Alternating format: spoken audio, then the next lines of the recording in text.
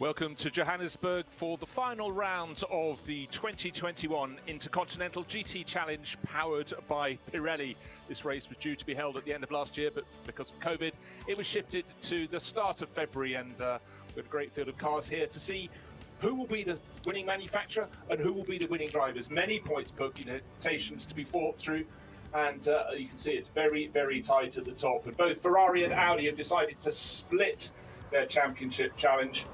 So we've got quite a group of cars pushing for the glory, and also Timo Bogaski for Mercedes is in the mix as well, but he's on the outside of the championship challenge. But all to play for. We're just about to head out on track for an hour and 45 of practice. There were good sessions yesterday. The track was greasy overnight, but it is starting to dry. My name's Bruce Jones, and John Watson's alongside me. The track's all set. Are the drivers? Well, they've had plenty of time to get themselves prepared. As we look at that track, you can see the light patches, the damper patches. So I would say track conditions are pretty good right now, and we've had some running yesterday with 2 sessions in daylight, 1 in darkness. As we look back at what was going on, just out of curiosity, the times from the daylight sessions, quickest was a 1:43.2, unsurprisingly by the 89 Mercedes-AMG ACA ASP team. Raffaele Marcello, Timo Bogaski, and Jules Gougnot. Well, they're not going to be that fast straight away this morning, as you pointed out, those damp patches. And a little bit of news just coming up from the pit lane is Matthias Drudy will be thanking the fact he packed his bags and headed down to Kyalami, because he's standing in this morning for Dries van Tor in the number 32 Audi entered by Audi Sport Team WRT. Dries feeling a little bit unwell, so it's a precautionary stand-in. And we'll see how he gets on and whether we get Dries back. But knowing Dries as we do, it'll take, wild horses to drag him away from competing in this event. Well, I fully understand and I sympathise with Dries van Tor, because I have to say I haven't a touch of wind this morning myself. But it's not stopping me getting behind the cockpit and doing a commentary. Yeah, you're a lesson to these younger drivers, John, in so many ways. Few new liveries out here this weekend, and I love the nod with the Ferraris with the yellow flashes on the side, the nod to Scuderia Francorchamps from days gone by, the yellow-hued cars from Belgium. But the 2 Works Ferraris from AF Corsa, look, I think resplendent with the red and yellow. Well, the Ferrari always looks pretty impressive. The 488, which is the designated the turbo model. So everybody completing now their out lap, and wait to see who will go on to be quickest. It's been pretty much a Mercedes number 89 that was dominated over the 3 sessions on Thursday, but of course, being quick, does it really matter? Does it really matter if you're on pole position for this race or not? It's a 9-hour endurance race, and of course, this race should have been held at back end of November, coming into early December, a time of year we know from previous experiences. As you get into the early evening, you get rain. Well, there has been rain here today, but it's cleared up and dried. But there is rain forecast for later in the day. So it'll be a slightly mixed, not this particular session, but possibly in those 3 qualifying segments later, it could be mixed conditions.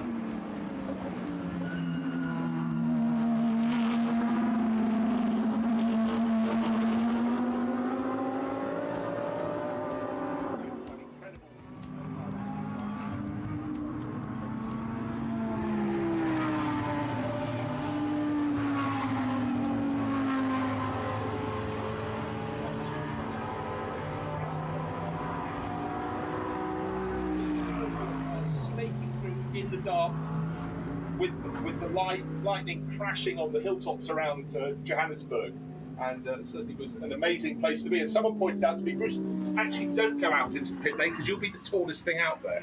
Well, okay. Don't forget that Johannesburg is in what they just call the high veld. It's around just over 5,000 feet above sea level, so you're going to be prone to that kind of weather coming in at a different point of a day, first of all, but very much a seasonally generated kind of impact. As we watch these 2 Ferraris, Alessio Rovera in the 71. So have we got a time? Rovera currently 2nd quickest. It's the 33 Pro-Am high-class racing Audi element, and that's, well, I'm so slightly these times are somewhat irrelevant because they're way, way off the times that we had set on Thursday afternoon.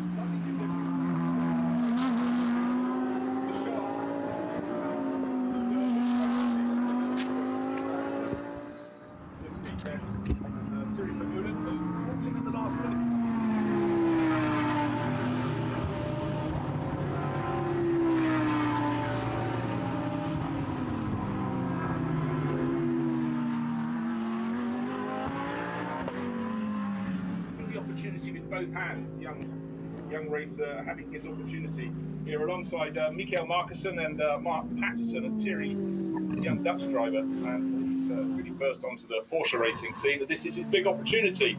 So let's see what he can do. But at the moment he was fastest, he's now third fastest, but great opportunity. Certainly Audi, John, have been on such strong form in the Intercontinental GT Challenge. They're leading it and should be able to put enough points away to take the title, but they haven't got enough yet, so it's theirs to lose.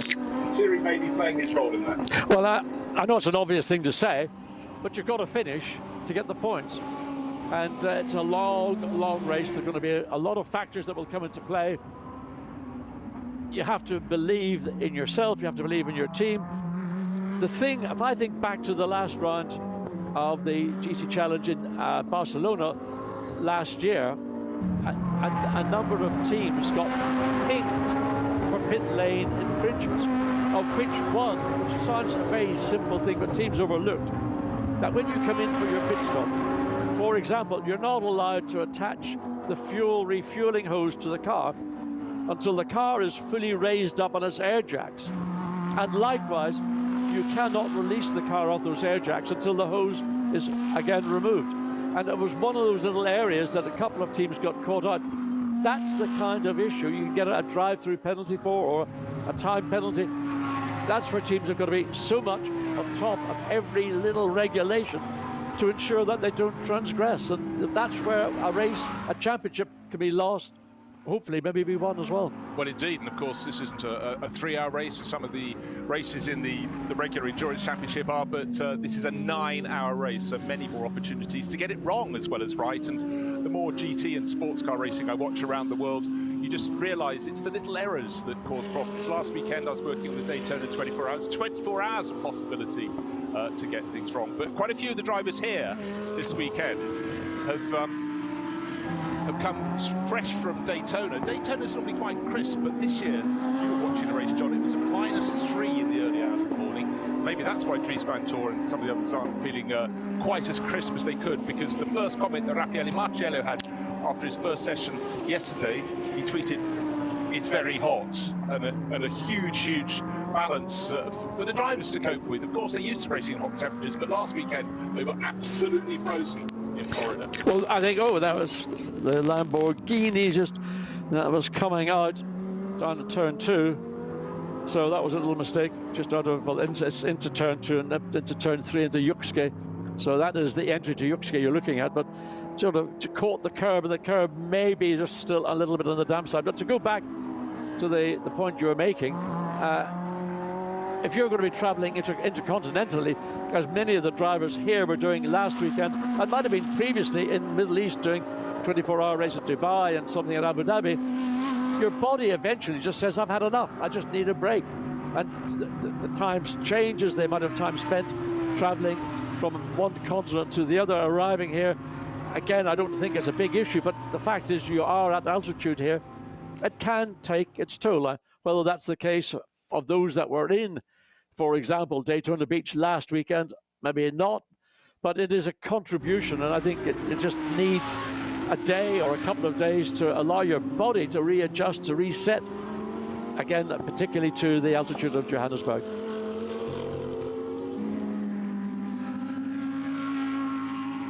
So looking for the dry bits of track, Simon Gachet at the moment, we're seeing him in for Santalot Racing, running around 5th fastest, but Jules Gounon in the Mercedes has been fastest of all through the sessions, is now getting closer to the pace. 1 minute 43.348 seconds for the number 89.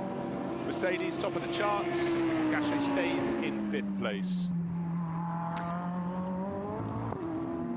So looking to see, I think the drivers all just working out that little twist as you go up the hill through the Joburg Sky Sweep. Still wet, not as wet as it was when they went out on the outlap, so it is starting to dry. Temperature's quite high, but certainly a little element they don't want out there. Well, there you can see there's Matteo Drudi running wide, coming out of turn 2. There will be track limit penalties applied if you keep doing it. Matteo Drudi has just literally jumped into the car this morning. So it's a matter of relearning the circuit from previous appearances here in Kyalami. Turn 2 in particular, turn 16 likewise, final turn, on to start, finish straight. Corner known as Ingwe, which actually translated means leopard. And we've got a number of corners around the circuit. We've got the crocodiles, which are turns 13 and 14 on the way back down the hill.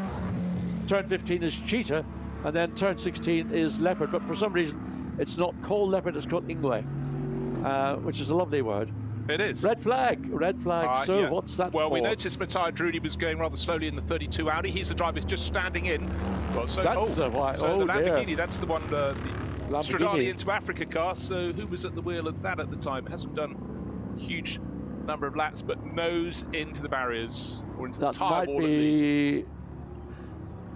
Currently 8th and 9th are the Sipuka or Arangis. I don't know which of the two. We can't quite see the number of the car, but which one has come back? It's 86. Oh, it's got nose in, straight in. Wow. And that's a big impact, and that's going to be a damage to the front of the car, and they have to reassemble the tyre bales. I think that, I'm not sure, was that done at Clubhouse, because it looks as if that sharp left-hand corner coming off Sunset, which is, I think, the best corner here on Kyalami. Sunset is turn number 6, and that leads into Clubhouse, and scene of many incidents over previous years in the circuit's former configuration. So we're not going to dwell on that incident and let the corner workers and anybody else who needs to be in attendance to get the car and driver returned safely to the circuit. Yeah, well, no, it's not the Arangi's car, because that's just arrived in the pit lane. So presumably Sipuka.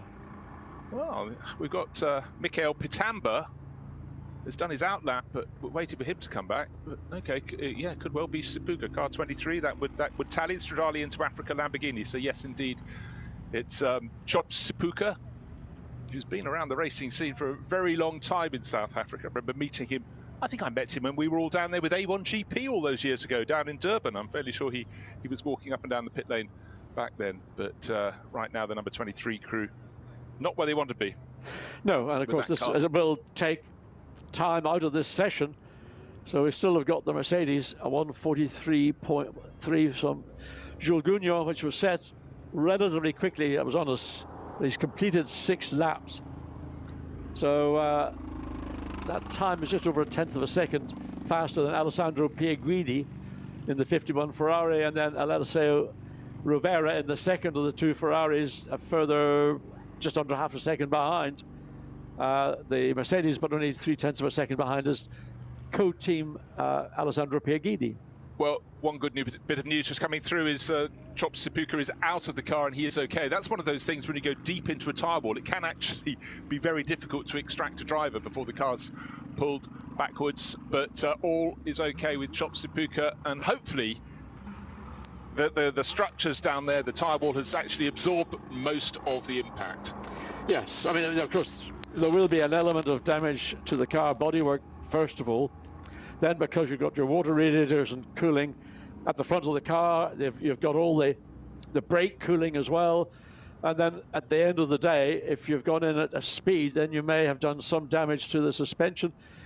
The biggest concern would be, is there any structural damage? So that will all have to be investigated once the car is returned back to the pit lane, and then the teams can get stuck in. And Chops has had good experience in this car in 2021, sharing with one of the drivers he's sharing with this weekend, Lili Letlaka. There, I got it out for the first time. They beat third in the South African Endurance Championship, so he's not inexperienced in that car. But I just think those slightly greasy conditions were what did for him. But also chasing, you're in among drivers who are racing at the very highest level in GT3 in the world, and he's probably just trying to stay up with them. Well, until we get a replay, if there is a replay of what occurred prior to the actual impact, whether it was a driver on his own or whether there were other cars around, was it running a curb? The curbs will hang, water will hang in those curbs longer than it will stay on the racetrack. So a lot of opportunities for an incident to occur. We haven't been shown any highlights of where that incident on the racetrack did occur. I think it might have been done at Clubman's, but we're not being told particularly or precisely which corner the incident did occur.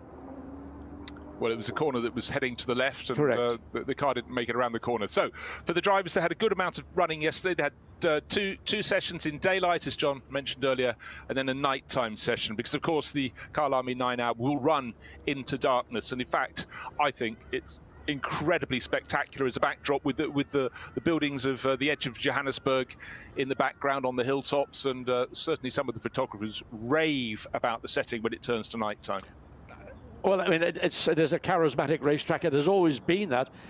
I mean, going back to the very early days of the 9-hour race and running on the original layout of the Kyalami racetrack, in those days, you're right in the heart of the countryside. Now, this is almost the suburbs of Johannesburg. So Johannesburg has grown so quickly and so dramatically. But my memory of being here over the last number of years, so there is the damage, and it is a clubhouse. So the car has been pulled back. The damage, certainly the right front, is the more heavily damaged part of the bodywork. Whether there's anything behind that, that's going to raise concern. So the car has been towed by the snatch vehicle. But to go back, when it goes dark here, you've got the backdrop of Johannesburg lit up. It's just a phenomenal, visual sensation. The other thing is, when it goes dark here, it's black. You don't, well, when we've been here previously, there hasn't been a moon to be seen. So it's dark. And even just driving around the interior roads of the circuit, leaving the circuit, it's quite difficult to find it, because even the headlights in the car sometimes have difficulty picking up just precisely where the corner or the road is. But it gets really dark, and that puts a huge emphasis on, obviously, the headlights in the car, but just having the capacity. And some drivers are better nighttime racers or drivers than others. And if you're not comfortable or confident in darkness, you'll not have the pace. No, exactly. And also, if you're accustomed to the sort of gradual decline as day turns to night, say at the Le Mans 24 hours, that is a long sunset. Here it's a short sunset. It's afternoon and then it's night. It's what I call a light switch. It's either off, or sorry, it's either on or it's off. And I'm familiar with light switches, I can assure you. So the cars, there's a red flag at the moment. Unfortunately, the number 23 Stradale into Africa Lamborghini with front right damage after going off turn 7, chopped Sipuka. That car will be recovered to the pit lane. So waiting for coverage. So we're thinking about 20 minutes is the latest report as to how long it'll be until the session is resumed. Now, John, one thing as we sit here, even the start-finish straight at Kyalami isn't flat. Nothing is flat at Kyalami, except perhaps the run out of Barbecue along to Sunset, but thereafter everything is up or down. Yes, I mean, there's always been elevation at Kyalami. Again, referring back to the original circuit layout, this, of the contemporary circuit we're looking at now, has been a number of, how many years ago now? 10 years ago, it's been a number more than that. Back into early 90s, it was actually introduced. Anyway, there has always been an elevation change. And you can see in the start-finish straight, well, it might look flat when you're standing on it, but from that camera view, this is a long-range camera, just looking at the red flag still being waved from the marshal's gantry. I wonder why, because there's nobody on the track. Well, we've been told there will be no further running for another 20 minutes, so we will take a break and resume when the cars pour back out of the pit lane. John Watson, thanks very much.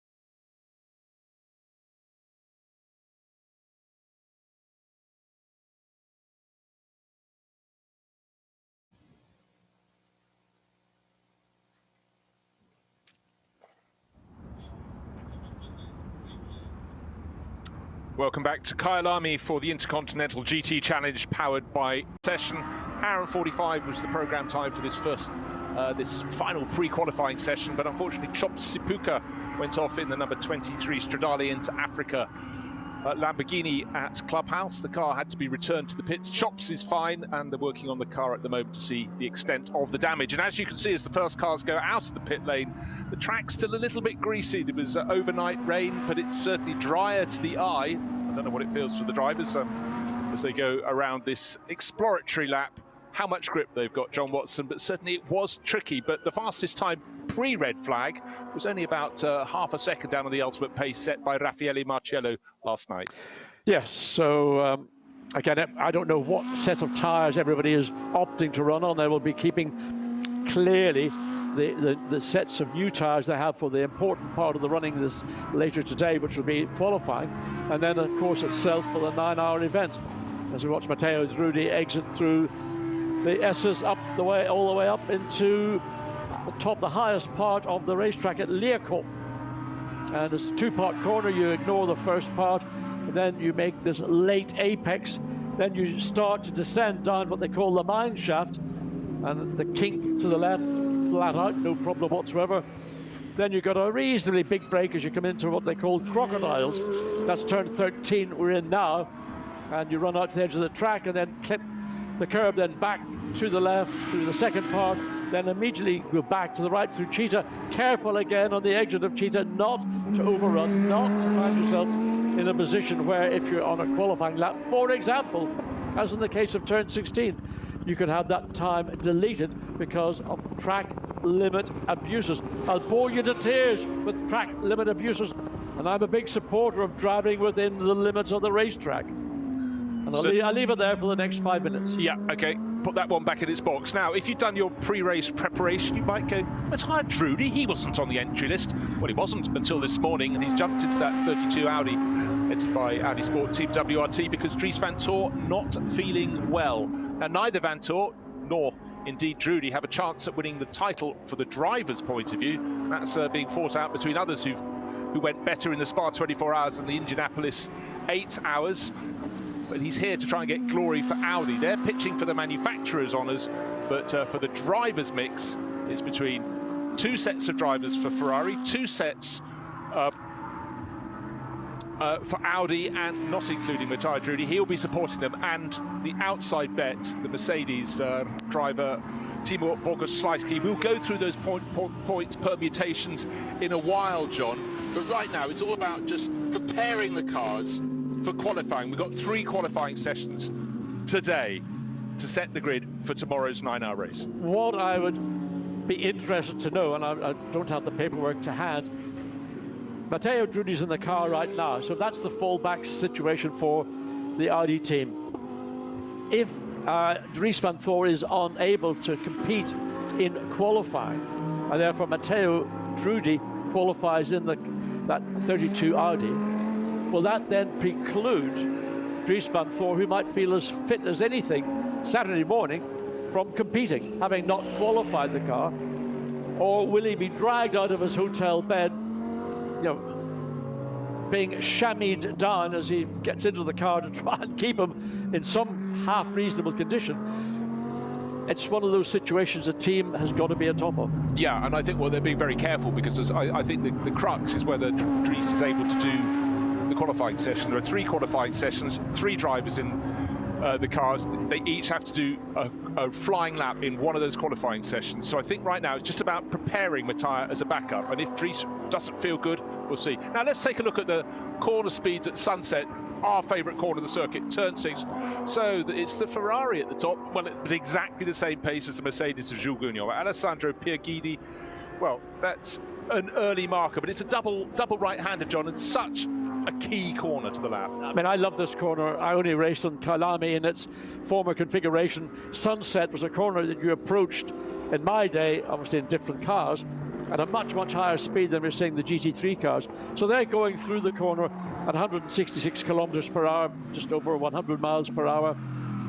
It was one of those corners that you could build up and build up and build up, and you could find yourself going deeper and deeper and deeper before you had to get on the brakes. And then just hung on the exit, hopefully not running the curb on the exit and snatching a big oversteer as we watch Kenny Habul in his Mercedes up the hill, up into Leerkop.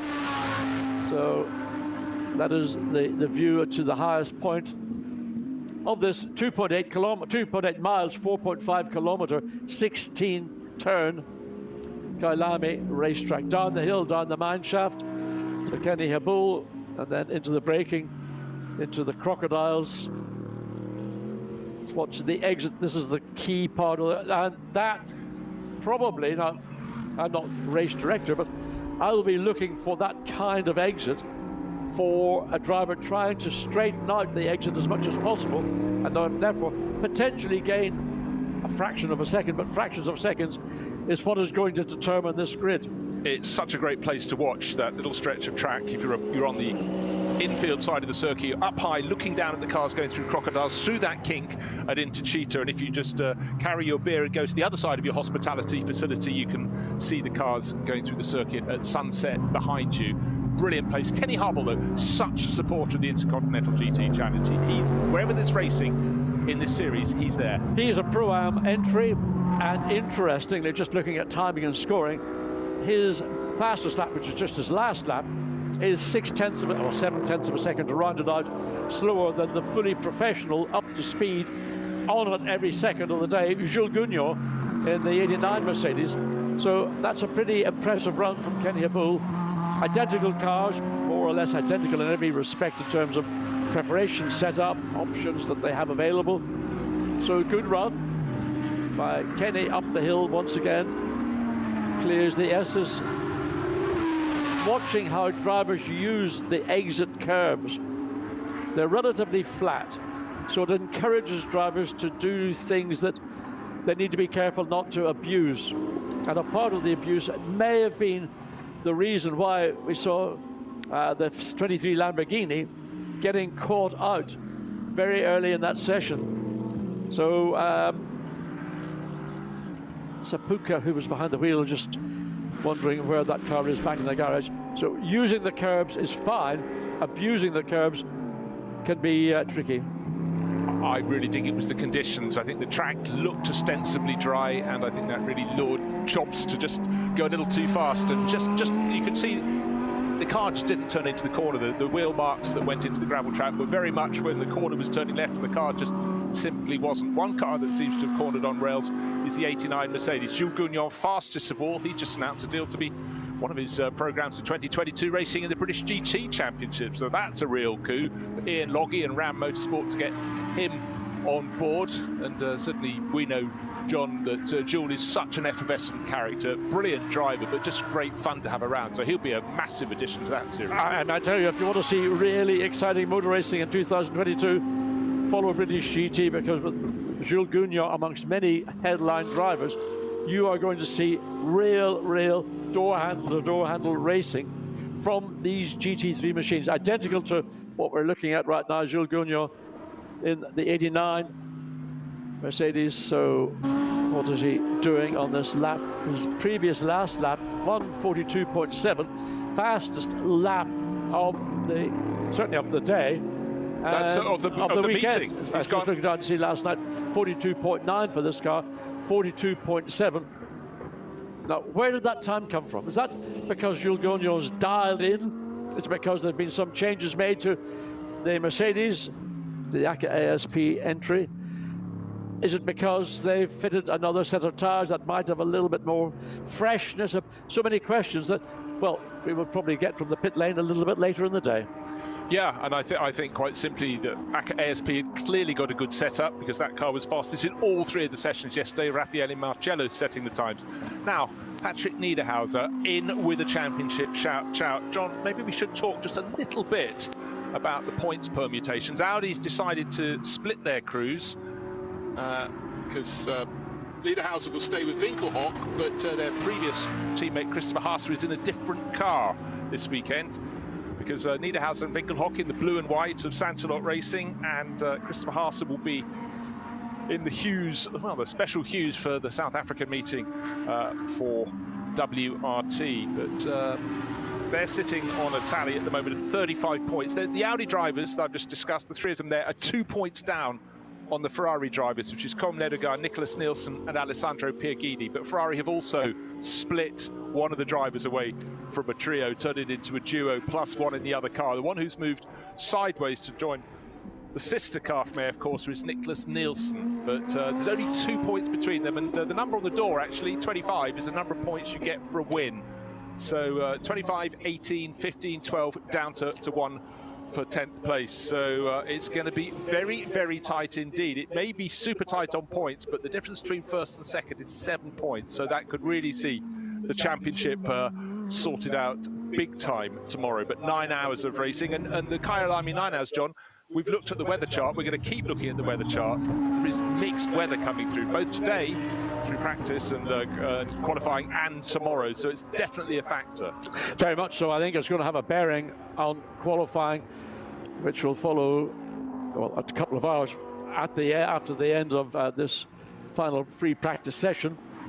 So teams will be considering how do we manage that? Well, you can't manage the weather in South Africa because it has a mind of its own, and it comes quickly. Albeit you do see it coming from the benefit of the location of the Kyalami circuit. You look over Johannesburg, which is about 20 kilometers away, and you can see it literally. It just comes in like a wave.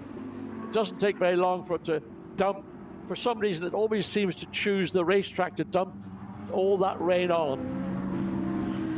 End of 2019, when the Intercontinental GT Challenge made its first visit here, watching the lightning, electrical storms under cover of darkness flashing around the hilltops, you thought, will it come our way? And some of the storms went past, and then some hit the circuit. It was phenomenal. Right now, though, what's the target? It's moved again. Jules Gounon has lowered the best time by another 0.3 of a second. 1 minute 42.4 seconds now.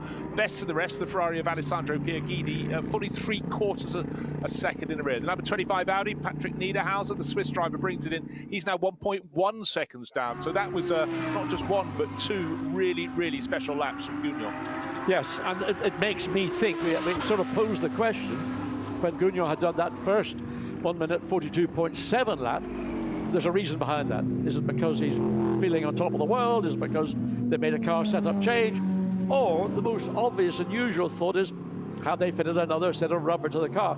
And to get down to 142.4 and now be 3/4 of a second ahead of Alessandro Pierguidi in the 51 Ferrari, that is not just purely in the hands of Jules Gounon. He's had an assist from somewhere, and I suspect they've fitted another set of tyres. Whether they are tyres, brand new set of sticker tyres, I doubt, but they will be the freshest of the sets of tyres they've been using, running on Friday and running on Thursday and now on Friday.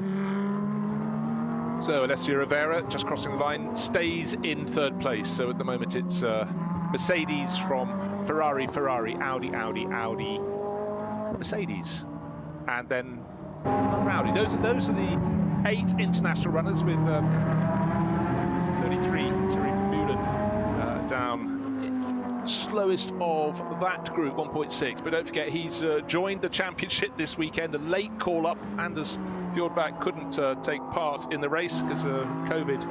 And Thierry Vermeulen, son of Max Verstappen's manager, he's been getting quite a lot of racing in the last couple of years. Did a bit of Benelux series for Porsches and GT4 Europe in Mercedes in 2020, 2021, a couple of rounds the German Porsche series, and then over the winter raced the Middle East Cup.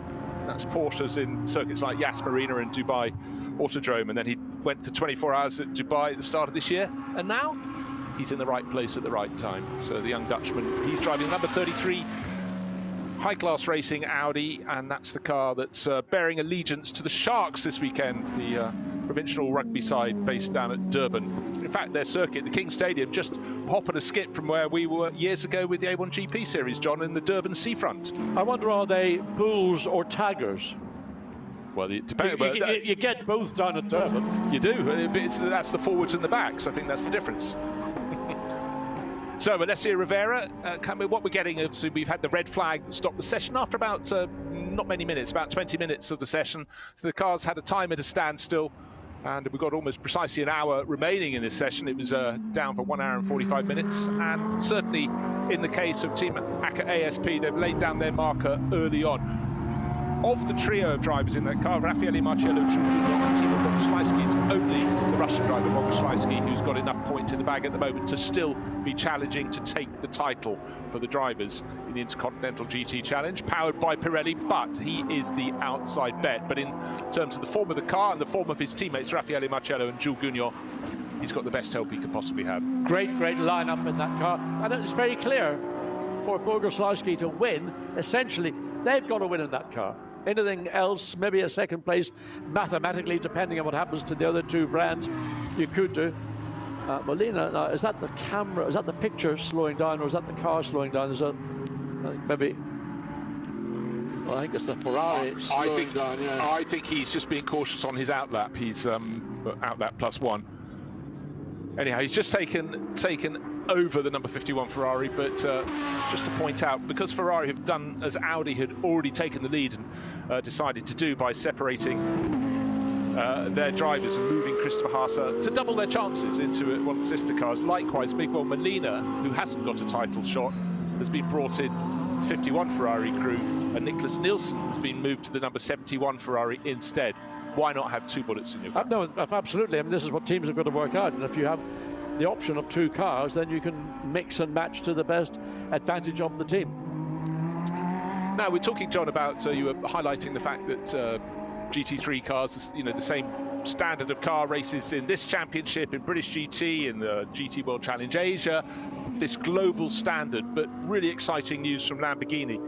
It won't be this year, but for next year, they said, wait till our Evo version of the Huracan comes out. They say it's going to be very different. Just saw that news overnight. So we've got quite a few clients around the world, people who've been clients of Lamborghini, and the spread of Lamborghini's wings in racing in recent years has been absolutely phenomenal. Well, the Lamborghini Super Trofeo, which is a support race to our events back in Europe, has been a phenomenal success. And I think, and I'm not incorrect in saying it, is now the most successful of all the one brand race series, which Porsche have had all their versions of Super Cup around the world likewise. But I think in terms of volume, the number of GT3 cars Lamborghini have produced is just mind-blowing. Well, it is, because they've got an Asian series, they've got obviously the Super Trofeo Europe, they've got a North American Championship, and also they then have trickle down. And I noticed one of the drivers competing in the States, Ashton Harrison, she's just announced that she's, you know, moving it fully from there up into GT3 racing. We'll be racing in the GT World Challenge America this year and beyond. It's stepping stones, that's what it's about, and it's really proved such a good structure. But certainly Giorgio Sanna and all the people at Lamborghini, you know, big pack on the back, they've done a serious job. Well, it is, I mean, if you look at the Lamborghini and think about what's under the skin, and you look at an Audi R8 LMS, and now Miguel Molina, that wasn't a great exit at a turn 15, way wide off the track coming through Cheetah. Now, couldn't see any obvious reason as to why Molina would have done so, but he won't want to be doing it frequently, because apart from anything else, when you go off track, there's always the potential. That's right. He jumped the curb at the apex, and the bits of bodywork, bits of little shards of carbon fiber came off the car as he ran way wide in the exit of turn 15. Yeah, that was over and beyond, and that was his first flying lap. He did an outlap in 1:53, that lap 1:44, but certainly that isn't a lap he'll want to repeat. He'll know where the grip is, or more to the point, where it isn't now.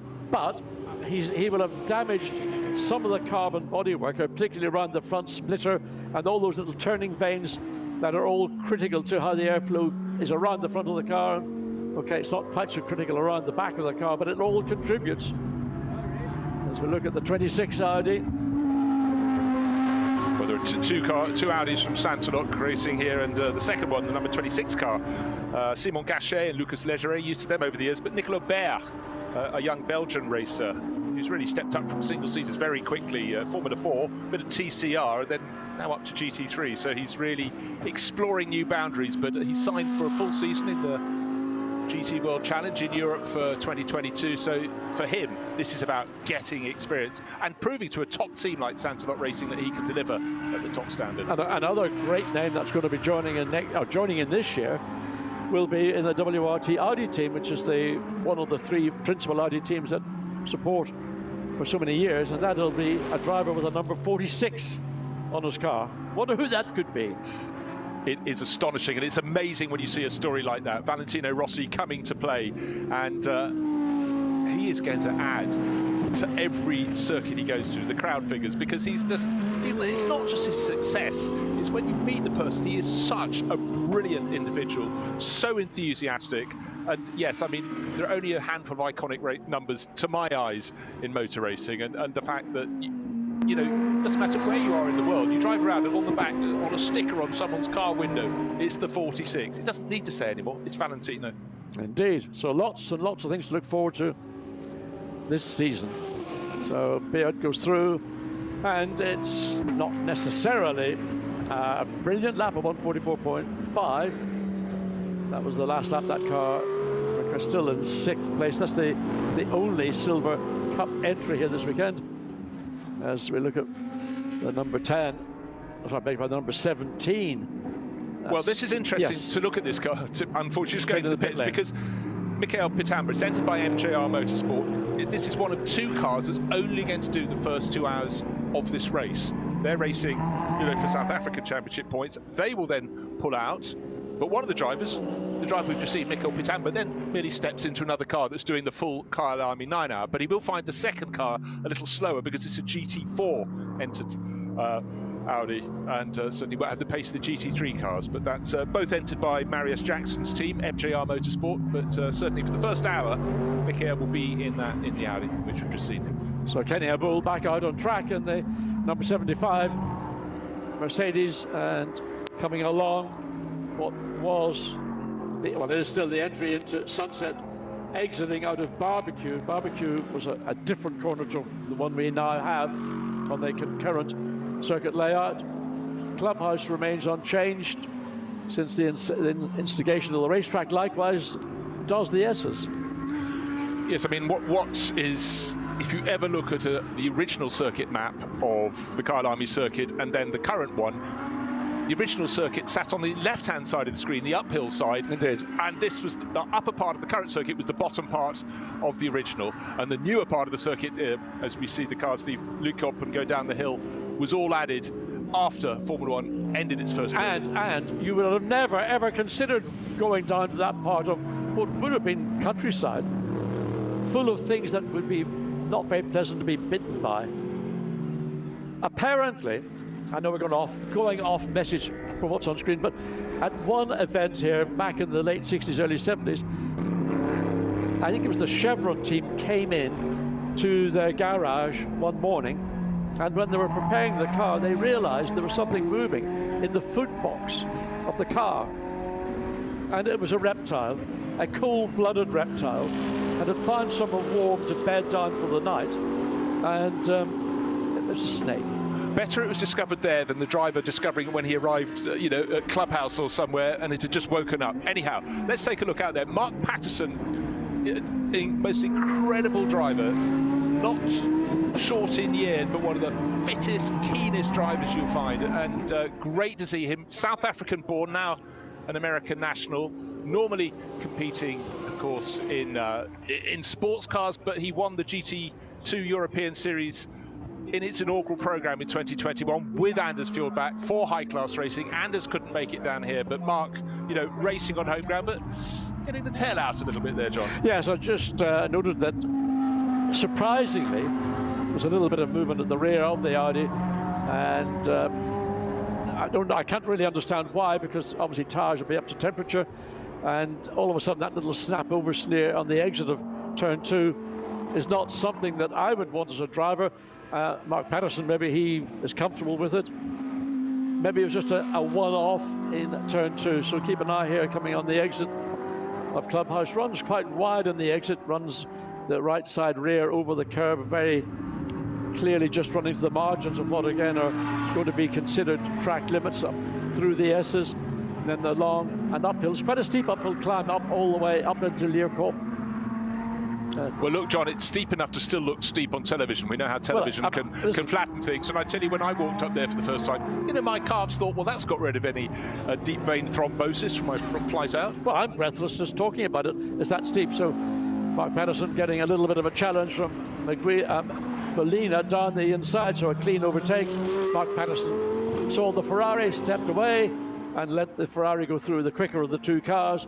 Good cooperation from two professional drivers. Absolutely so. And Molina has been picking up the pace. He's now 0.6 of a second down on the 89 Mercedes from ACA ASP. The time was set by Jules Gugnon, but now Timo Bogaski, the driver in that car, the one of the ACA trio that can take the driver's title, is now completing a lap. He's out onto the circuit, and Raffaele Marcello will presumably do the final end of this hour and 45 minutes session. The session lost a little bit of track time because of red flag. Chop Sipuka went off at Clubhouse turn number 7 in the number 23 Lamborghini entered by Stradale into Africa.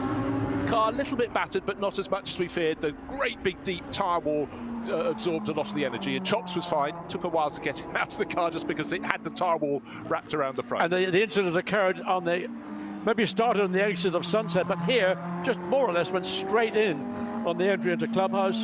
There's no indication that maybe a brake had locked, so don't understand why we never got a replay of what led to that incident as we watch Miguel Molina continue on his way.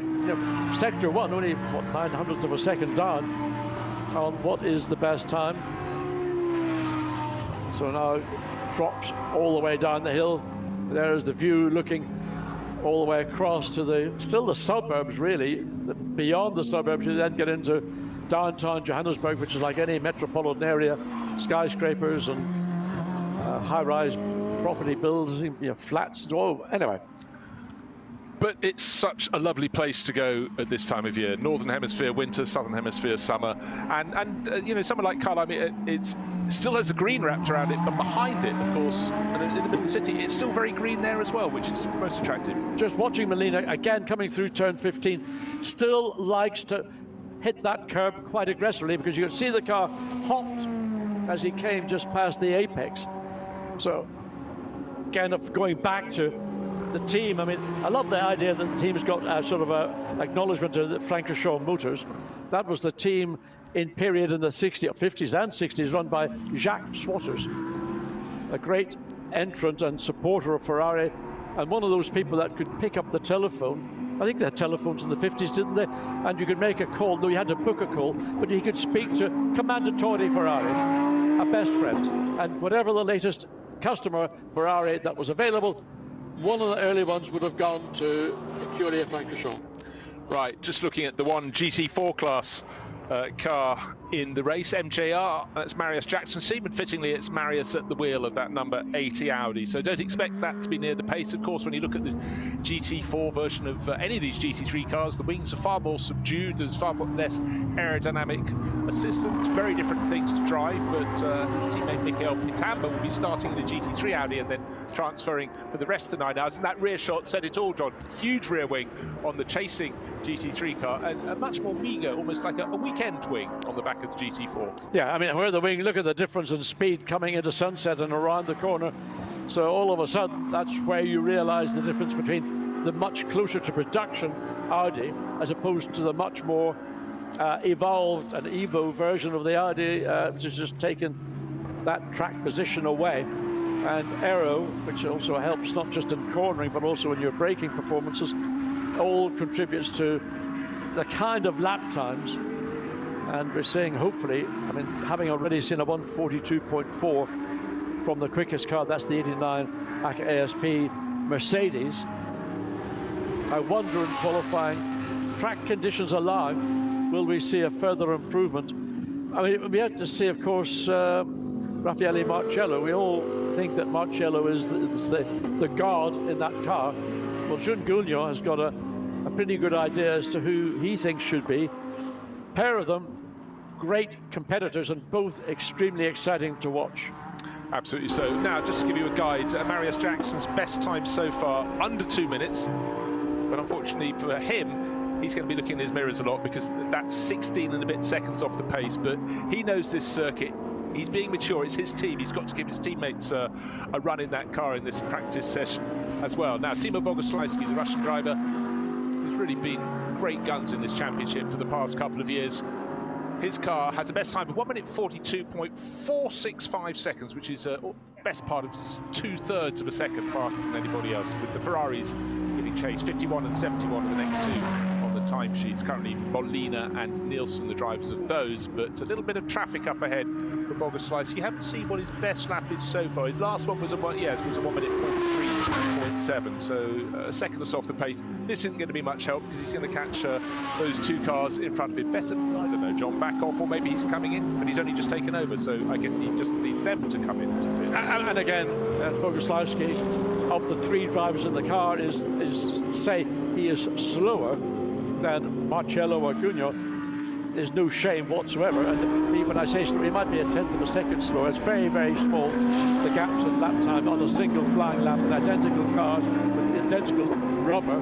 So Bogaski now is going to find his way around the Audi. He's got a good run off the final turn, and will slot up alongside, get down into turn one, which is this little dog leg to the right, and then on the brakes. But Audi's not, well, yes, they've decided it's better just to let the Mercedes go through, then into turn two, and then cut back quickly to the right through Yupske, then up the hill into Barbecue. And really, here is an important corner, because speed off Barbecue will benefit you as you run up the slight incline up into Sunset. It's interesting on that approach, John, to Barbecue, how the slope is still steep enough to make it quite hard to see the corner exit. You're going over a brow, and then it flattens as you reach the brow, but certainly a tricky corner. It's a subtle incline, but it is there. Still one of my favourite parts of the circuit scene right now. Looking at Lucas Legere, haven't really talked about him too much in one of the two Sandslot Racing Audis. We saw his young teammate Nicolas Bert, the first pass of the session after Simon Gachet opened up, but now Lucas, driver, getting his experience. And his last lap, 1 minute 45.9, so he started to go towards the pace. But the best lap, and we do think new tyres were involved in this, 1 minute 42.4 seconds set by Joburg. The Ferrari's yet to break into the 42s, 1 minute 43.1 second for the 51 car, and the 71 car, 1 minute 43.3. The Audi's fourth place. It's in the hands of, at the moment, number 25, driven by Kelvin van der Linde, back on board. Says he's missed driving these cars, 3 months out of the cockpit of an Audi R8 LMS, and he's raring to go. Doubly good, it's on home ground. And of course, Kelvin van der Linde is one of what I consider to be one of the best racers in the field.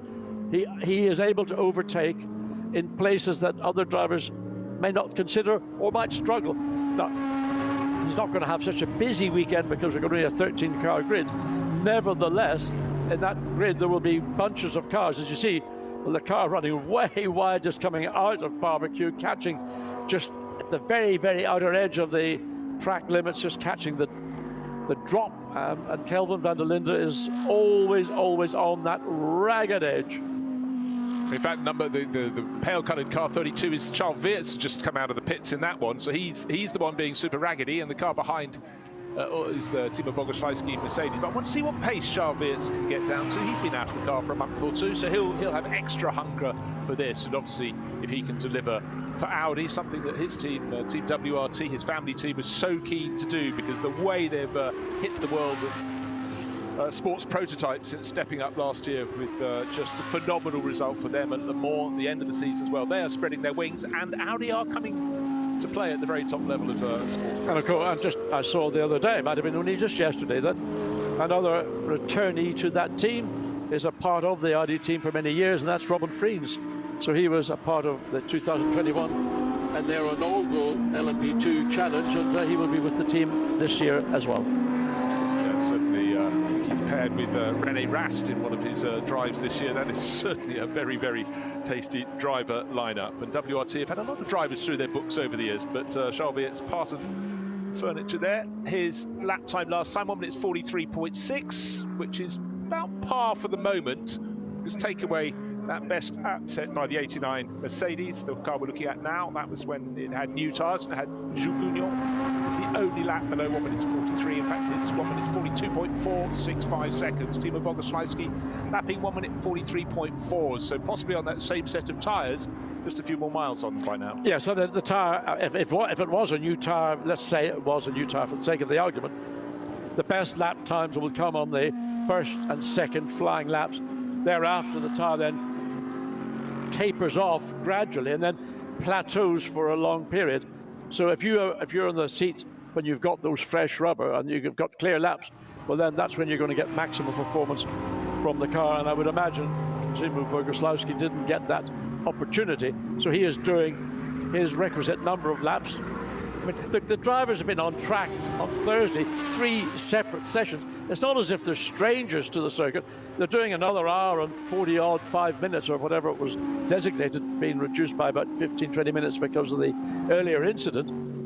So how much more work can they do? How much more running is necessary to get to the position that they can say we've got a car that we think is going to be a competitive car for the 3 qualifying segments, which will come up later this afternoon? Yes, those qualifying segments are not long at all. They're 3 15-minute segments, and then we get Super Pole after that. We get the top 8 cars will go through to Super Pole. But I guess as much as anything, John, almost the most useful laps in this session were when the cars went out on the track and it was still greasy. It could be greasy at some point in the race. They had a few laps when they couldn't get the power down, but they got to see where the rivers came across the circuit, and certainly we could see the little stream running across it in the Joburg Sky sweep of all places.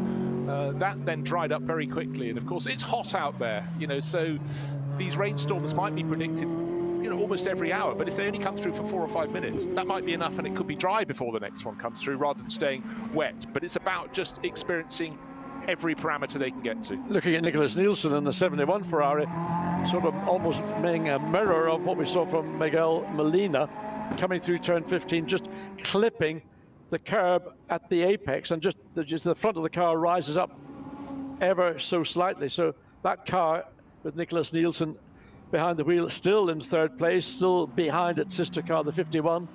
As we go back to Kenny Habib, I don't know if Kenny Habib is behind the wheel of the car. No, he's not. No, it's Martin Conrad, the Austrian racer's taken over. They're 7th fastest at the moment, but actually I was quite glad we were just looking at Nicholas Nielsen, because his last lap was actually the best that car is set. So the 2 Ferraris very close to, they're just 100th of a second, sorry, no, just a 10th of a second apart in terms of their pace. 2nd and 3rd fastest, and Kenny Harbour went very well, but he was running about 7th on the time order, and it seems that seems to be the car's position, the Sun Energy one.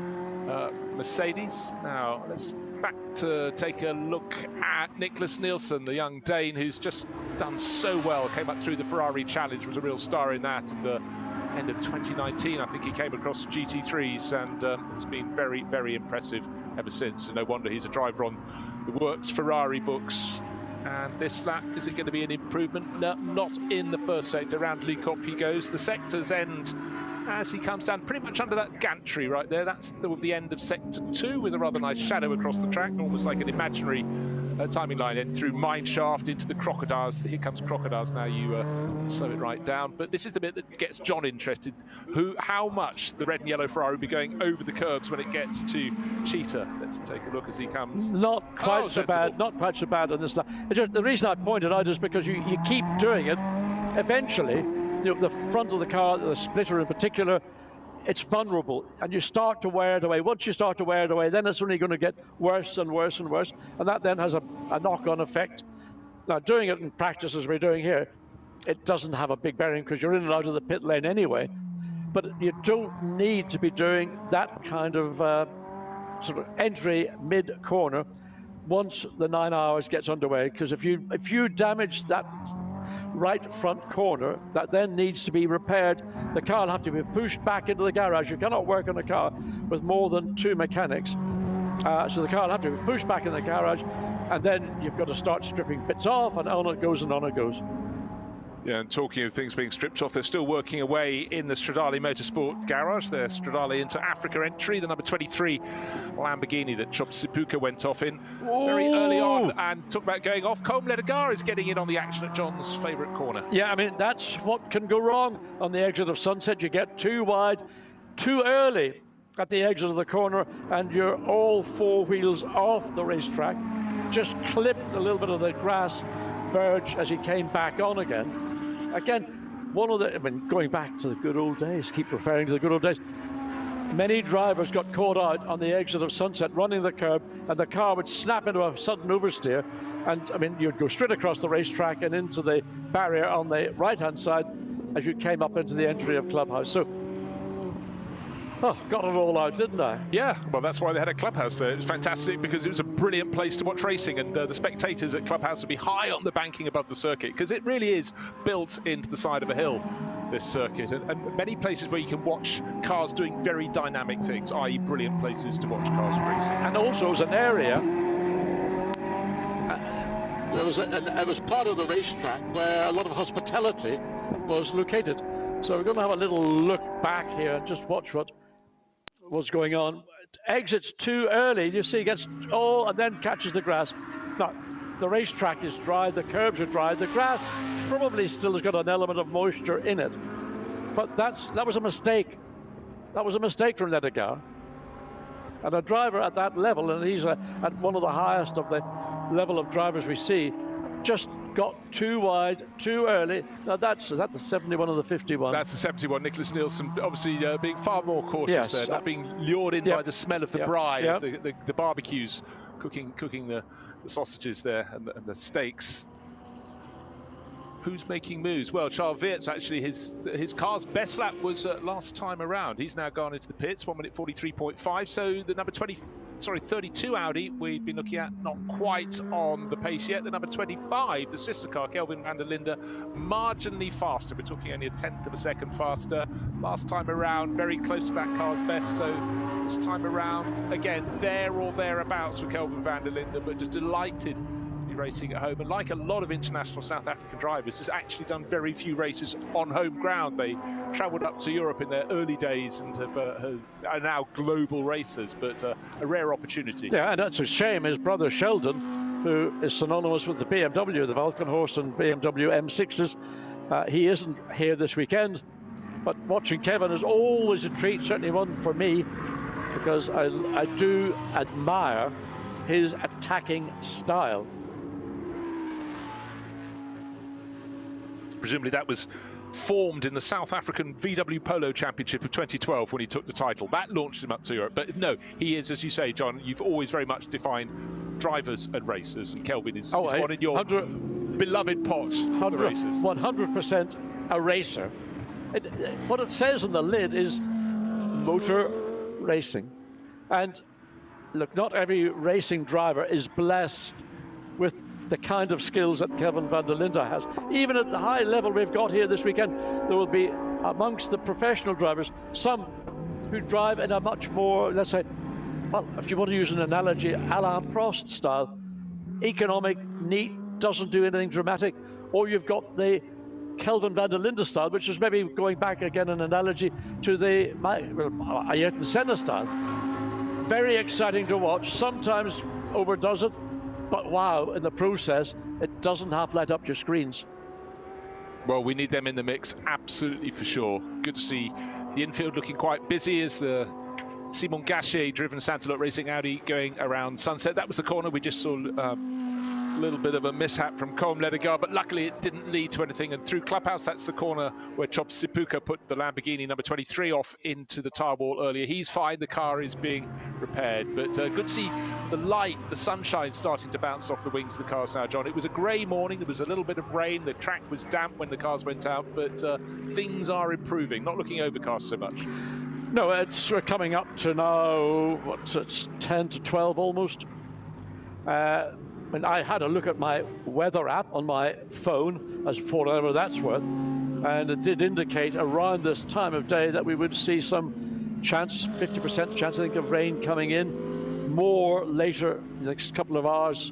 So right now it looks fine. I mean, there's no indication that we're going to see any sign of rain falling, as Simon Gachet, again, just the unloaded inside wheel, both of the Audi and the Ferraris, coming through turn 15, just sort of hovering momentarily in the air, just the consequence of just the finest of clips on the curb at that apex. So Gachet stays in 6th place.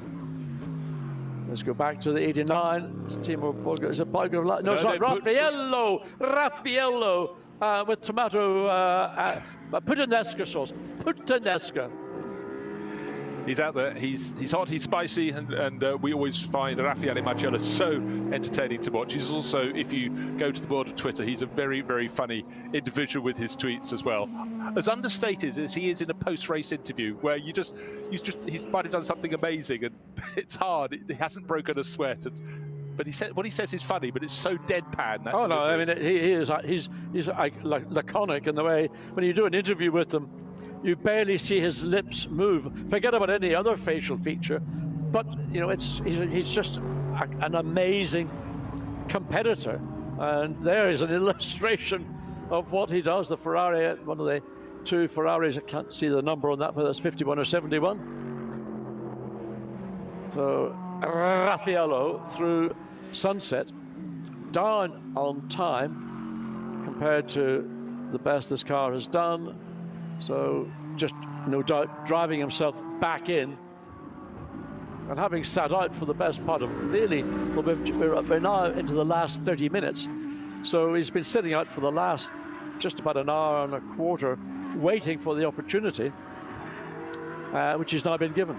A little bit of not an anomaly, but an unusual thing to see. 10th and 11th on the timing sheets is the same driver, because it's Mikel Pitamba is in two different cars, and he's in the GT3. But not at the same time. No, mysteriously not.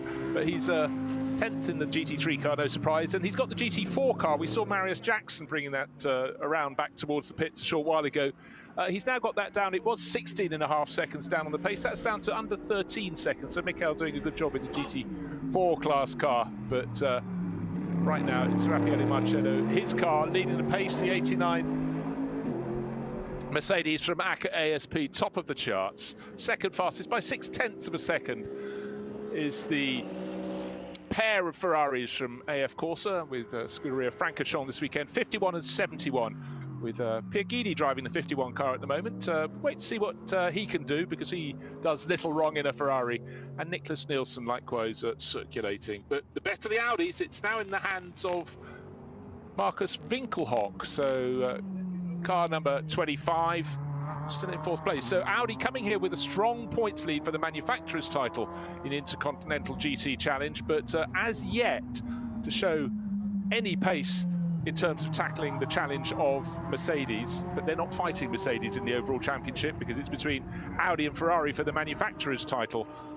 And then in terms of the drivers, it's 3 Ferrari drivers split between 2 cars, 3 Audi drivers split between 2 cars, and Timo Bogaski from a Mercedes crew as the outside challenge. We'll go to those battles later, but here we are today. We've got 27.5 minutes remaining in this pre-qualifying session, and then we will move after a break of several hours to the qualifying, which is a 3 qualifying session format, John. 15 minutes apiece for each of the 3 drivers, and then the best of those drivers, the best 8, go through to Superpole, where it's only 25 minutes. It's bang. It's very quick indeed. Yeah, I mean, it'll be one car going out of the pit lane, completes its first flying lap, then the second car. So it's very efficiently run. I'm just going down the timing and scoring just to give us an indication as to top speeds. We haven't really talked about top speeds.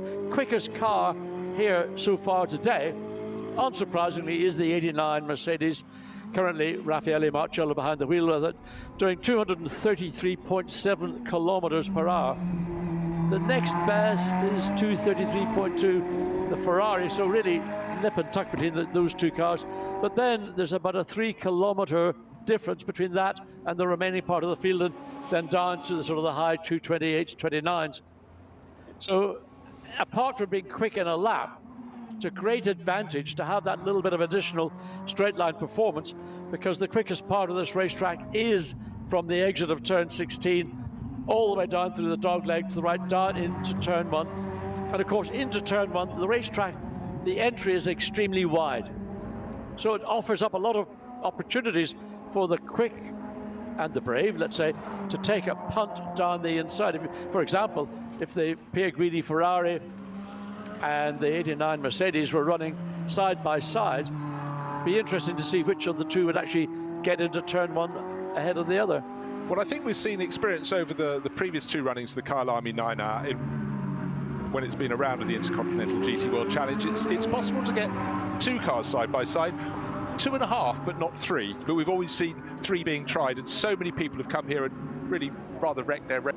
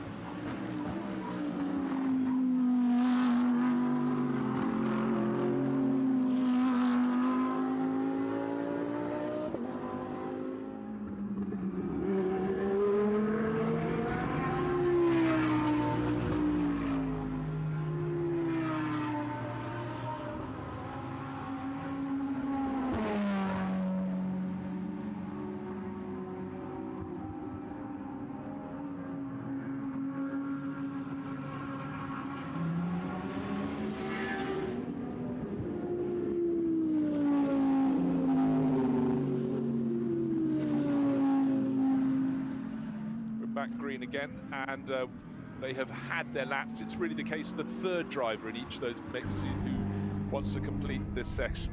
So looking at Nicolas Berg, who's 6th fastest at the moment in his blue and white traditional livery Santalot Racing version, whereas of course the car that stopped on the track a short while ago was the sister car, but painted in a sort of a camouflage colour, safari colour for Marcus Winkelhock.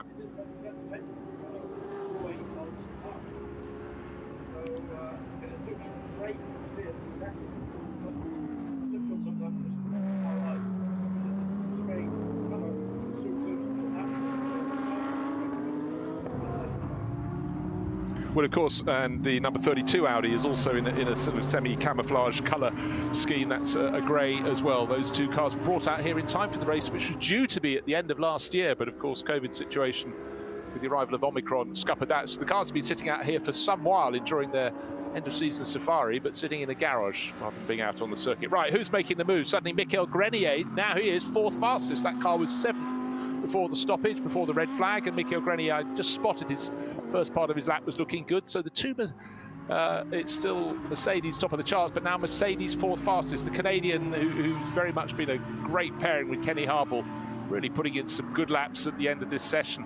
Whether anybody bothers with what would have been about a quarter of an hour of this session remaining when the red flag was withdrawn to put a new set of rubber on, I do not know. I think really it's about giving the third driver a run, and always in that grouping of Kenny Harble, Martin Conrad and Michael Grenier. It was Grenier who was going to be the quick one. He's the third one in the car, and certainly he's going faster still in the first sector, but as you can see, his middle sector, the best part is a second down, so this lap will be no improvement. The other element of Grenier certainly given the Mercedes a bit of a wake-up call and a bit of a move on, but we're getting close.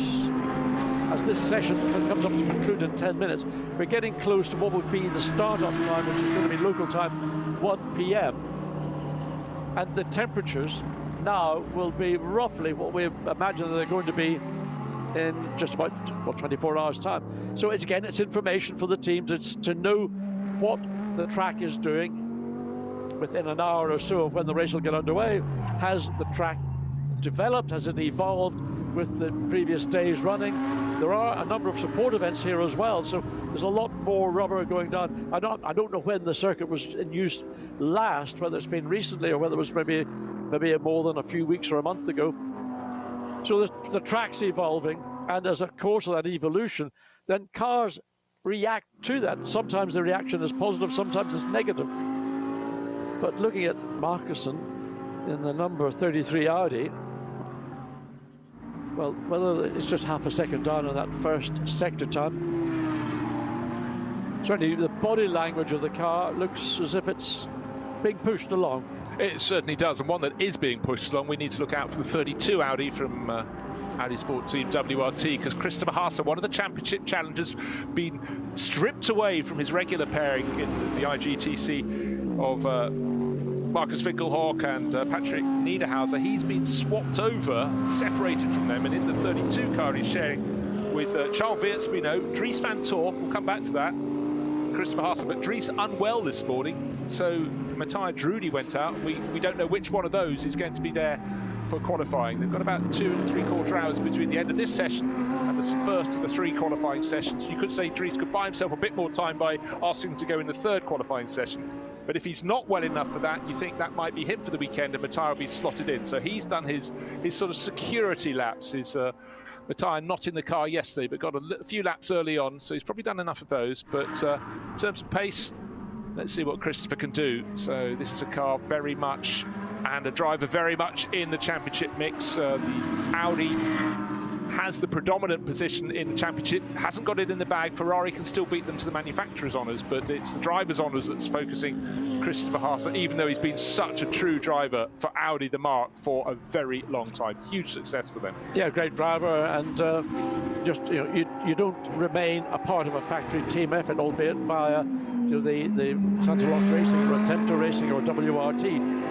But he is a great performer and a consistent performer. But just to go back to Dries van Tor, we don't know what the issues are, whether it is just maybe a combination of fatigue. But one of the things a driver, particularly at this altitude where you've got temperatures which are certainly way beyond those in Europe and clearly way beyond those last week in Daytona Beach is hydration. And if you're not feeling well and you've been up all night with an upset stomach and all that goes with that, you need to get the fluids into you. You need to get the electrolytes. You've got to get potassium, all the minerals that your body is dissipating. You've got to get those back in again to ensure that you're capable of going into qualifying. And you know, the issue that the team is going to have to contend with will be, is Van Thor going to be fit enough to be able to drive that car in qualifying? And I've raised the question, I still don't know the answer to it, is if Van Thor doesn't qualify the car, is he then excluded from driving the car in the race?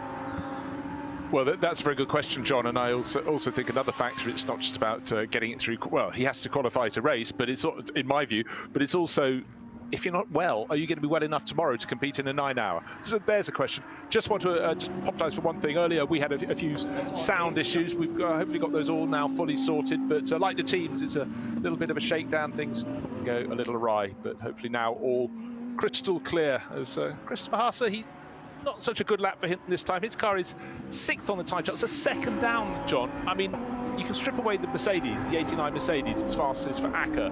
They're nearly a half second. The rest, very close indeed, but I expect it to be a whole lot closer when we get to qualifying. They've had lots of track time. Teams doing different things with their cars through the course of this session. Yeah, I mean, I think Christopher Haase is an example of that.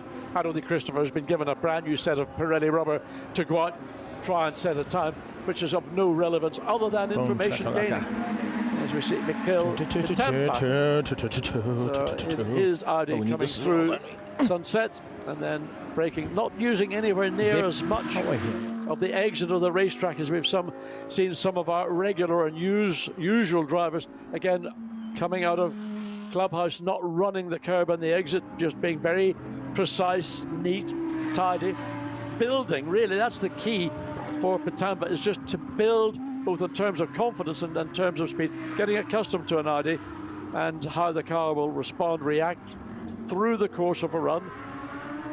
Now down the hill, out of Leerkop, down into the kink at Mineshaft. So I wonder how Pitamba will come into the sort of the bogey corners, not here at what we call the Crocodiles, but it's at Cheetah. This is the right-hander where so many drivers who didn't quite catch it, flicking the curb on the inside, but he's being very economical with the amount of road that he's using, and just there now coming out of turn 16 running out more or less not as wide as we have seen the rest of the field do. Yeah, well, don't forget Mikkel is a driver who's competing in 2 different cars in this race. He'll start the race in this car, the GT3 Audi, and then he'll swap over to the sister car that's running in the GT4 class. But another South African driver out there is Michael van Royen for Stradale Motorsport, car number 86. The Lamborghini is 9th fastest, 3.8 seconds down on the ultimate pace, so that's the best of the South African cars. South African crews, you can see the colours of the flag up the nose and on the flanks of the car, driven with some gusto there by Van Royen, coming up onto the straight that leads down to Sunset. Yes, I mean, I think he took a slightly early entry into barbecue, which consequently led to the car running wide at the exit, so got a slightly better adjustment coming through Sunset, again slightly off the curbing going through clubhouse.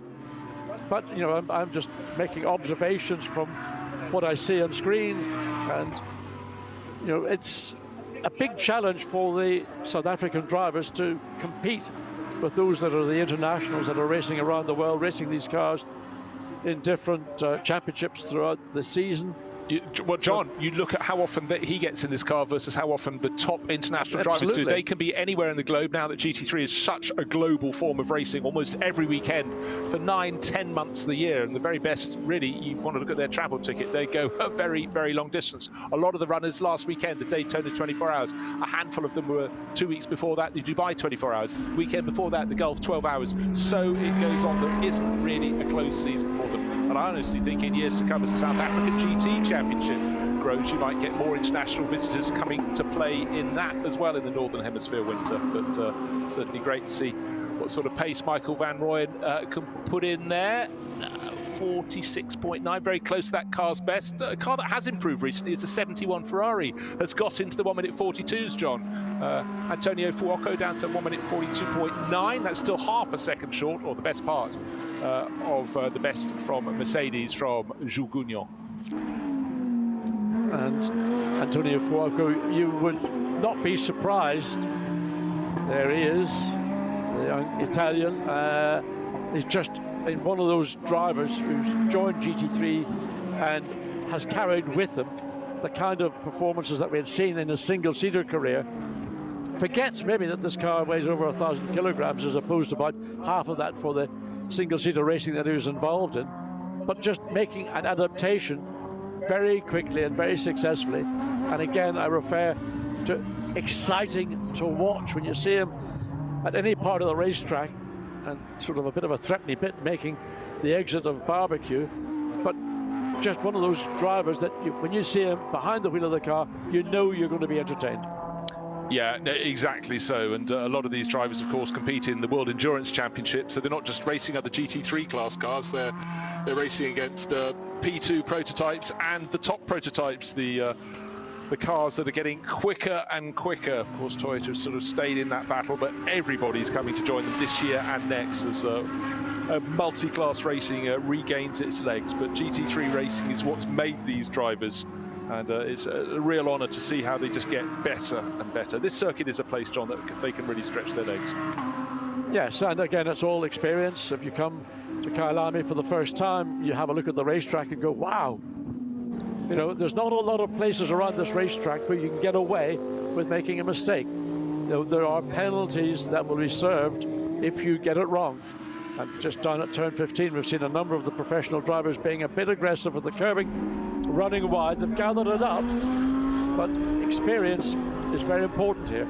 Inexperience can be a learning curve, a steep learning curve.